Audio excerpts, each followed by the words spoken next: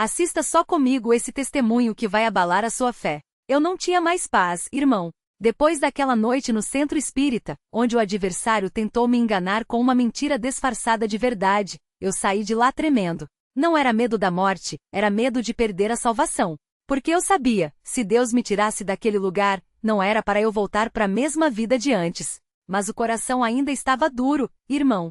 Ainda tinha raiva. Ainda achava que podia viver sem a igreja. Só que Deus não desiste não. Ele é como um pescador paciente. O anzol já estava cravado, e ele só esperava o momento certo para puxar a linha. A visitação que mudou tudo. Foi numa quarta-feira, irmão. Eu já estava há 3 meses sem pisar na igreja. Minha mãe, coitada, orava todo dia, mas eu fingia não ver. Ela chegava do culto, sentava na cadeira da sala, e eu via os olhos dela vermelhos de chorar. Mas eu endurecia o coração. Até que naquela noite eu estava deitado, tentando dormir, quando de repente senti um peso no peito. Não era dor física, era como se alguém tivesse colocado uma pedra em cima de mim. Eu me levantei suando, o coração batendo forte, e vi uma luz branca no canto do quarto. Não era lâmpada, não era reflexo, era algo vivo. E então o irmão ouviu uma voz. Não era como as vozes que eu tinha ouvido no centro espírita, aquela era clara, firme, e cheia de autoridade. E ela disse só 3 palavras. Volte para casa. Eu caí de joelhos. Não por medo, mas porque as minhas pernas não aguentaram. Era como se Deus tivesse esticado a mão e tocado na minha alma. E naquele momento eu lembrei de tudo. Da minha mãe orando em silêncio. Do irmão que me batizou dizendo, Deus não desampara os seus. Até daqueles cultos de jovens onde eu cantava, eu quero estar no céu, sem nem saber o que estava falando. E o pior, irmão, eu lembrei do dia que eu tinha sido batizado. Aquelas águas. Eu tinha sentido algo sair de mim quando o irmão me mergulhou. Uma coisa pesada, como se tivesse uma corrente amarrada nas minhas costas e de repente ela tivesse se partido. Na hora eu não entendi. Mas agora de joelhos no chão, eu sabia. Aquilo era o peso do pecado saindo. E eu tinha voltado a carregar. O retorno à igreja, o lugar onde Deus me esperava. No domingo seguinte, eu entrei na igreja tremendo. Não era vergonha, era medo de Deus. Medo de ter perdido a graça. Medo de não ser mais digno. Mas quando eu pisei naquele chão, irmão, algo aconteceu. Os irmãos não me olharam com desprezo. Ninguém apontou o dedo. O cooperador que tinha me batizado veio até mim, colocou a mão no meu ombro e disse: Deus te trouxe de volta. Agora fica. E eu chorei, irmão. Chorei como criança. Porque eu sabia que não era eu que tinha decidido voltar, foi Deus que me arrastou. Como um pai que pega o filho rebelde pelo braço e diz: chega, você é meu. Naquele culto, o irmão pregou sobre o filho pródigo. E não foi coincidência não. Foi Deus falando direto comigo. Quando ele leu a parte em que o pai corre para abraçar o filho, eu não aguentava mais. Levantei a mão e pedi para falar. Irmãos, eu sou aquele filho. Eu saí, gastei tudo, me sujei na lama. Mas Deus não me deixou morrer. Ele me trouxe de volta. E hoje eu quero servir a Ele de verdade. O culto parou. Os irmãos começaram a chorar, a glorificar a Deus.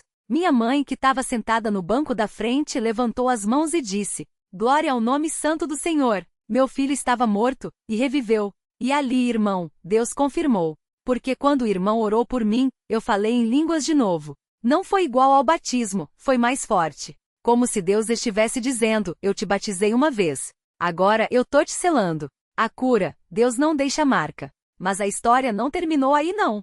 Porque o fogo selvagem ainda estava no meu corpo. As feridas ainda doíam, as bolhas ainda ardiam. E eu pensei, será que Deus me perdoou, mas vai me deixar assim? Mas Deus é fiel, irmão. Na semana seguinte, o irmão me chamou para uma reunião de oração. Só os cooperadores, os irmãos mais velhos e eu. Eles impuseram as mãos em mim e oraram com autoridade. E eu ouvi o irmão dizer: Senhor, o inimigo quis marcar esse servo teu com fogo. Mas o Senhor é fogo consumidor. Queima essa doença, Jesus. E irmão, no mesmo instante, eu senti algo queimar por dentro. Não era dor. Era como se uma chama santa tivesse passado pelo meu corpo. Quando eu abri os olhos, os irmãos estavam olhando para mim com lágrimas. O que foi, irmão? Eu perguntei. E o cooperador mais velho, com a voz embargada, disse: As feridas sumiram. Eu olhei para minhas mãos. Não tinha mais nenhuma bolha.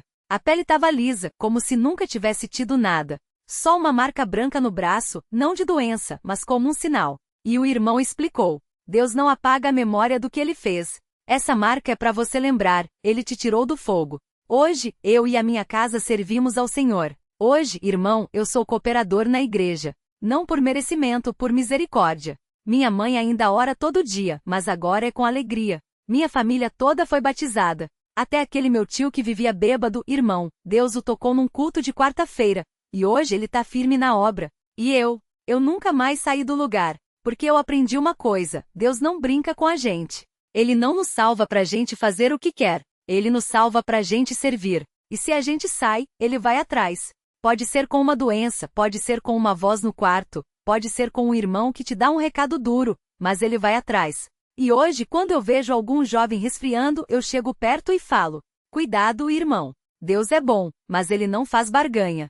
Se você sair, ele vai te buscar. E às vezes o caminho de volta dói. Mas eu também falo: mas se você ficar firme, a recompensa é certa. Porque a obra que Deus começa, ele termina. E no final, a gente vai estar lá, no céu, com ele. Glória ao nome santo do Senhor. Fica firme, irmão. Não saia do lugar. Pessoa feliz levantando as duas mãos.